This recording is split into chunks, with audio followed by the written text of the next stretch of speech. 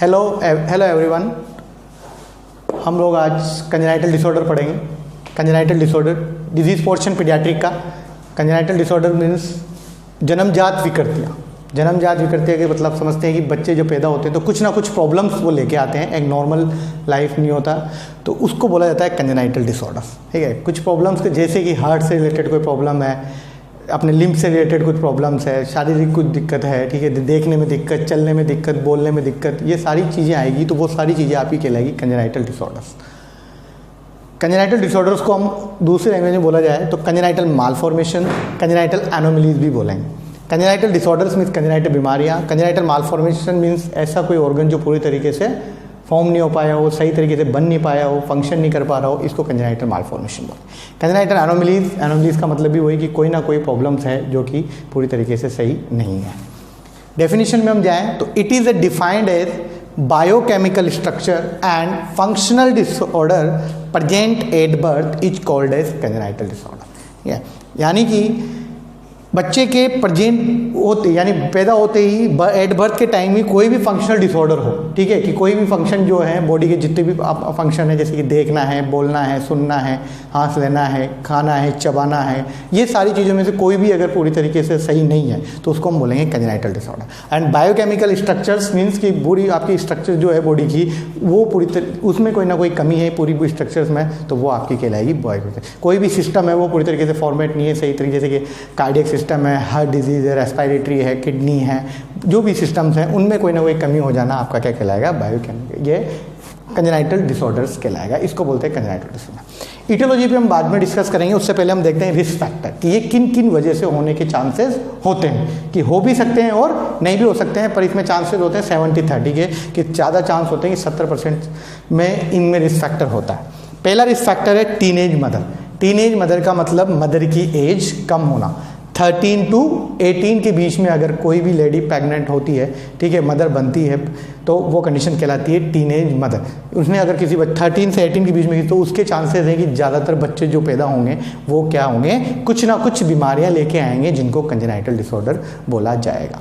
ठीक है, अब टीनेज मदर में होता क्या है ऐसा जिसकी वजह से ये टीनेज मदर में क्या होता है कि प्रेगनेंसी के लिए जो शारीरिक कंडीशन चाहिए, फिजिकल कंडीशन चाहिए, वो मदर को पूरी तरीके से नहीं मिल पाती है। कैसे कि जो हार्मोनल बैलेंस जो चाहिए मदर को, जो यूट्रस का जो पूरा मैच्योरिटी चाहिए वो पूरी तरीके से मैच्योर नहीं हो पाता है, और उससे पहले अगर मदर प्रेग्नेंट हो जाती है तो वो बच्चे को पूरी तरीके से एक सही इन्वायरमेंट नहीं प्रोवाइड करा पाएगी, इंट्रा यूट्राइन इन्वायरमेंट नहीं प्रोवाइड करा पाएगी, न्यूट्रिशन इन्वायरमेंट सही तरीके से नहीं प्रोवाइड करा पाएगी, तो उसकी वजह से उसमें क्या हो सकता है, कोई ना कोई बीमारी वो लेके आ सकता है, जिसको बोलेंगे कंजेनाइटल डिसऑर्डर।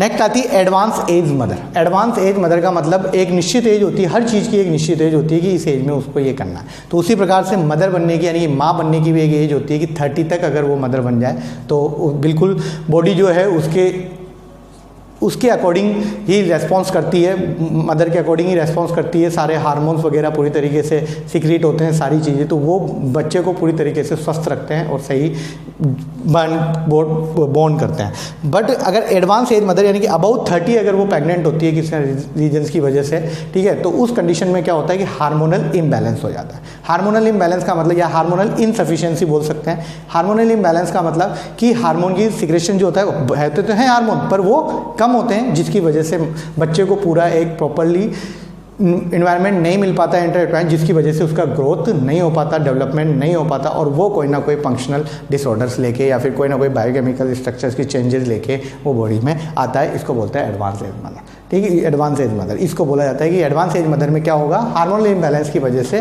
सही इन्वायरमेंट नहीं मिल पाएगा, सही पोषण नहीं मिल पाएगा, जिसकी वजह से कोई ना कोई प्रॉब्लम्स उसको आएगी। नेक्स्ट आता है कॉन्सैंग्यूनिटी। कॉन्सैंग्यूनिटी का मतलब होता है same blood relation marriage.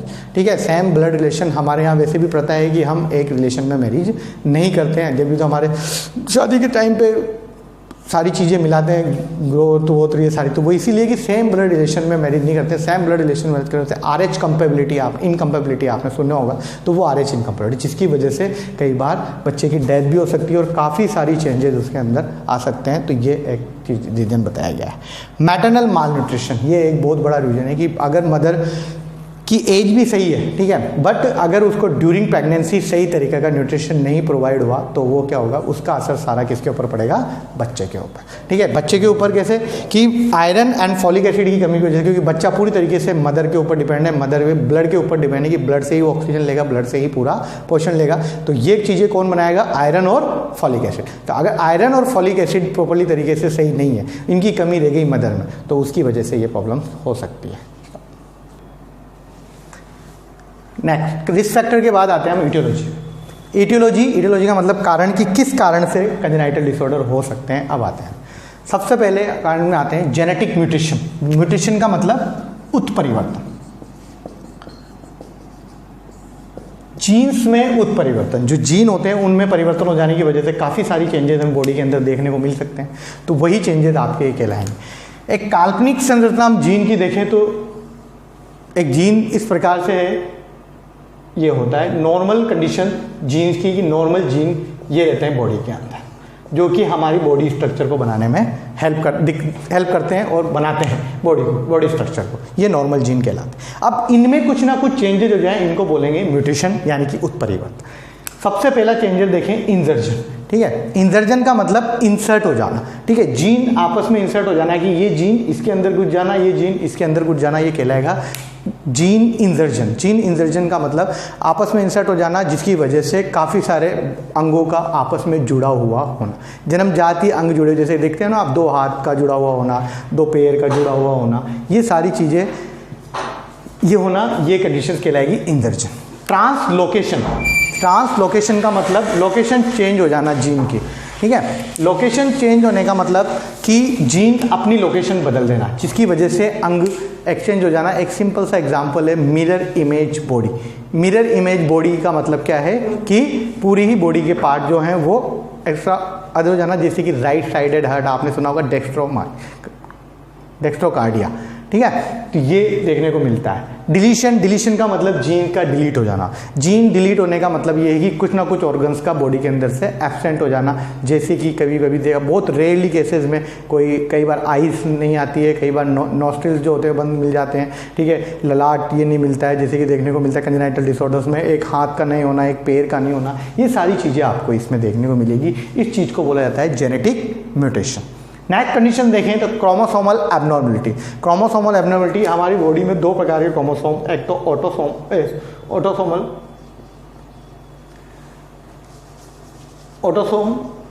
Autosomal chromosome और एक होते हैं सेक्स क्रोमोसोम, ठीक है। 23 के पेयर में ये होंगे, जिनमें 22 तो होंगे ये और 1 होगा सेक्स क्रोमोसोम, ठीक है। तो इनमें कुछ ना कुछ चेंजेस आ जाएं, जिसकी वजह से भी कुछ ना कुछ डिजीज कंडीशन पैदा हो सकती है, इसको बोलेंगे कंजेनाइटल डिसऑर्डर। इस कंडीशन में हमने एग्जांपल देखें तो डाउन सिंड्रोम का मतलब टोटल क्रोमोसोम्स का एक क्रोमोसोम एक्स्ट्रा हो जाना, ठीक है, यानी कि ट्राइसोमी हो जाना। और टर्नर सिंड्रोम का मतलब एक क्रोमोसोम का एब्सेंट हो जाना, जिसकी वजह से ये क्रोमोसोम जो फंक्शन करते हैं वो फंक्शन नहीं कर पाएंगे और जिसकी वजह से कोई ना कोई प्रॉब्लम इसको आएगी। नेक्स्ट इन्वायरमेंटल फैक्टर, ठीक है, ये भी कंजेनाइटल कोर्स है। इसमें इन्वायरमेंटल फैक्टर में कि कुछ इन्वायरमेंट, जैसे कि बच्चे को मिलता है इंट्रायूटराइन इन्वायरमेंट, जिसमें वो अपना पूरा जीवन यापन कर, वो 9 महीने का पूरा टाइम निकालता है और उसी में उसको पूरी ग्रोथ एंड डेवलपमेंट पे ध्यान देना होता है। अगर उसमें कोई कमी रहेगी तो उसकी वजह से भी बच्चा कंजेनाइटल डिसऑर्डर्स आ सकता है। इसमें इंट्रायूटराइन इन्फेक्शन बहुत इंपॉर्टेंट है। इंट्रायूटराइन इन्फेक्शंस में कुछ डिजीजेज हैं जो कि ड्यूरिंग प्रेगनेंसी अगर मदर को हो जाती है तो वो सारी क्या करती है, टेराटोजेनिक इफेक्ट करती है। टेराटोजेनिक इफेक्ट वो होता है जो कि प्लेसेंटा को क्रॉस करके फीटस में पहुँच जाते हैं और फीटस को प्रॉब्लमेटिक कर देते हैं, जिसकी वजह से फीटस की ग्रोथ एंड डेवलपमेंट रुक जाती है या फिर डिले हो जाती है और सही तरीके से वो बोन नहीं कर पाता है। ये कंडीशन कहलाती है इंट्रायूटराइन स्टोर्च। स्टोर्च क्या है? STORCH S means syphilis, T means toxoplasmosis, R means rubella, C means साइटोमिगेलो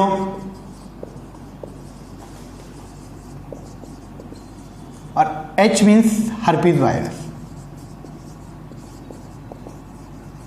ये कुछ डिजीजेज हैं, अगर ड्यूरिंग प्रेगनेंसी मदर को ये डिजीजेज हो जाती है तो ये सारे क्या करेगी, टाइटोजेनिक इफेक्ट करेगी। टाइटोजेनिक इफेक्ट का मीन्स ये प्लेसेंटा को क्रॉस करके फीटस को जाएगी और फीटस की ग्रोथ को इफेक्ट करेगी, जिसकी वजह से फीटस ग्रोथ नहीं कर पाएगा और वो कोई ना कोई प्रॉब्लम्स लेके आएगा। ये इंट्रायूटेराइन इन्फेक्शन कहलाता है। नेक्स्ट आता है alcohol and drugs uses during pregnancy. अगर प्रेगनेंसी के दौरान कोई ऐसी ड्रग्स जो कि हार्मफुल है, जो कि वही टाइटोजेनिक इफेक्ट करती है या हार्मोनल इम्बैलेंस कर सकती है, वो ड्रग्स अगर कंजेनाइटल डिसऑर्डर में ईटियोलॉजी देख रहे थे।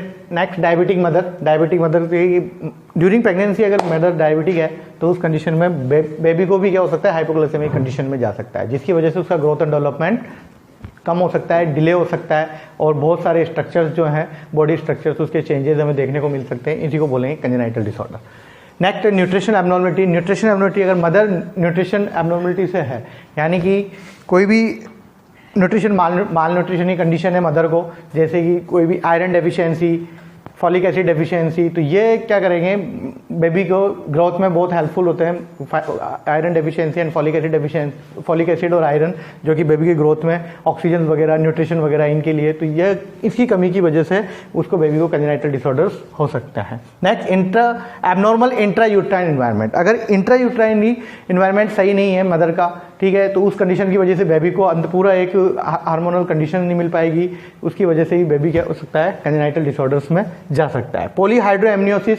एमनियोटिक फ्लूइड का इस बेबी की ग्रोथ में बहुत बड़ा रोल होता है, ठीक है। एमनियोटिक फ्लूइड जो होता है बेबी के इसके ग्रोथ के लिए बहुत हेल्पफुल रहता है। तो अगर इसका अमाउंट नॉर्मल साइज रहा तो बेबी ग्रोथ एंड डेवलपमेंट सही रहेगा, बट इसका अमाउंट अगर कम हो जाता है और या फिर बढ़ जाता है तो उस कंडीशन में भी बेबी की ग्रोथ एंड डेवलपमेंट क्या हो सकता है, मालफंक्शंस हो सकता है, जैसे कि increase volume of amniotic fluid. Polyhydroamniosis condition को बोलेंगे कि एमनियोटिक फ्लूइड की मात्रा ज़्यादा हो जाना, जिसकी वजह से बहुत सारे ऐसे हार्मोनल चेंजेस आएंगे, जिसकी वजह से क्या हो सकता है, उसकी ग्रोथ और डेवलपमेंट इफेक्ट हो सकती है। और जैसे कि एग्जांपल बताया गया मैक्रोसेफेली, ठीक है, कि उसका जो ब्रेन साइज है वो बड़ा हो सकता है। नेक्स्ट ओलिगोहाइड्रोएमनियोसिस, यानी कि एमनियोटिक फ्लूइड की मात्रा कम होना, जिसकी वजह से volume of decrease volume of amniotic fluid, ठीक है, उसके एमनियोटिक फ्लूइड की जो वॉल्यूम है वो कम हो जाएगा, जिसकी वजह से देखा जा सकता है। एक एग्जांपल है क्लब फुट। क्लब फुट का मतलब पैरों का सही तरीके साइज में नहीं आना, इधर उधर उड़ जाना, right side, left side, inward, outward, ये सारी चीज़ें हमें इसको देखने को मिल सकती है। नेक्स्ट है septate uterus. Septate uterus, septate uterus का मतलब है कि जो यूट्रस की जो पूरे साइज है वो क्या होता है, डिवाइडेशन हो जाना, एक उसमें कोई ना कोई सेप्टम आ जाना, कोई ना कोई डिवाइडेशन आ जाना इंट्रा यूट्राइनी। तो उसकी वजह से क्या है कि बेबी को जो उसको डेवलप होने के लिए जो स्पेस चाहिए वो नहीं मिल पाएगा, जिसकी वजह से उसकी ग्रोथ जो है वो प्रॉपर्ली नहीं हो पाएगी और वो कोई ना कोई डिसऑर्डर्स से वो करेगा, जिसकी वजह से उसको कंजेनाइटल डिसऑर्डर्स देखा जा सकता है। एंड लास्ट एनवायरमेंटल प्रॉब्लम, जैसे कि एयर पोल्यूशन, रेडिएशन थेरेपी, ये भी क्या करेगी, हार्मोनल इंबैलेंस कर सकती है, जिसकी वजह से उसकी ग्रोथ एंड डेवलपमेंट नहीं देखी जाएगी।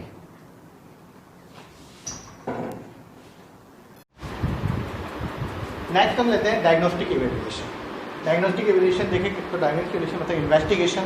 इसमें देखेंगे कि हम कि कैसे पता लगाया जा सकता है कि कंजेनाइटल डिसऑर्डर बच्चों को है और उनका हम फिर बाद में प्रॉब्लम सॉल्व कर सकते हैं। जैसे कि पहला है एमनियोसेंटेसिस। एमनियोसेंटेसिस क्या होता है, एमनियोटिक फ्लूइड का सैंपल लिया जाता है और एमनियोटिक फ्लूइड को सैंपल लेके उसकी टेस्टिंग की जाती है कि अगर एमनियोटिक फ्लूइड ज़्यादा है या नॉर्मल है, तो उस कंडीशन में एमनियोटिक फ्लूइड का क्या होता है कि एमनियोटिक फ्लूइड ज़्यादा कंडीशन में है, तो उस कंडीशन में देखा जाता है कि तो कोई ना कोई प्रॉब्लम और कुछ ना कुछ वो तो नहीं है, कोई कंजेनाइटल डिसऑर्डर्स तो नहीं है। क्या क्या help in prenatal diagnosis of chromosomal abnormality and metabolic disorder, ठीक है। ये कोई भी प्रीनेटल डायग्नोसिस को देखने के लिए कोई क्रोमोसोमल एब्नॉर्मलिटी तो नहीं है, कोई क्रोमोसोम ट्राइसोमी तो नहीं है, कोई क्रोमोसोम एब्सेंट तो नहीं है, कोई क्रोमोसोम ज़्यादा तो नहीं है, टर्नर सिंड्रोम, डाउन सिंड्रोम, इस तरह की कंडीशन को डिटेक्ट करने के लिए, एंड कोई मेटाबॉलिक डिसऑर्डर्स तो नहीं। लेते कैसे एमनियोसेंटेसिस 14 to 16 वीक में लिया जाता है। नंबर पंचर के द्वारा एमनियोटिक फ्लूइड का सैंपल लिया जाता है और उस सैंपल में चेक किया जाता है कि कोई ना कोई प्रॉब्लम तो इसके अंदर नहीं है।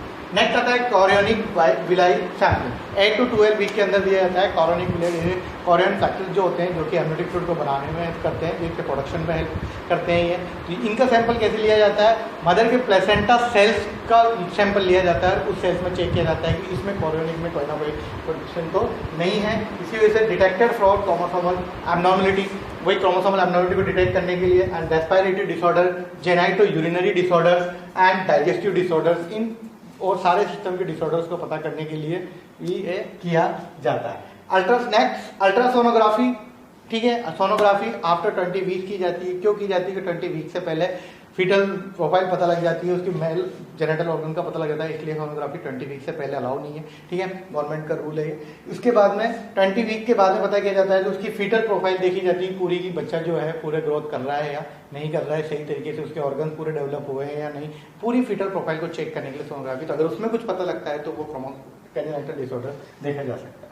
नेक्स्ट फीटोस्कोपी, फीटल हार्ट साउंड, ठीक है। फीटल हार्ट साउंड के सुना जाता है अबाउट 140 फर्स्ट ट्राइमेस्टर के बाद में, 3 महीने के बाद में, ठीक है, इसके फीटल हार्ट साउंड सुना जाता है। तो ये देखा जाता है कि 140 के ऊपर आ रहा है तो यानी कि उसकी फीटल जो रेस्पिरेटरी रेट है वो बिल्कुल सही है, उसके जो रेस्पिरेशन, कार्डियक कंडीशन ये सारी बिल्कुल सही चल रही है। एंड ब्लड सैंपलिंग के द्वारा देखते कोई इन्फेक्शन, कोई इन्फ्लेमेशन तो नहीं है जिससे कि उसकी ग्रोथ को रुकी हुई है या नहीं।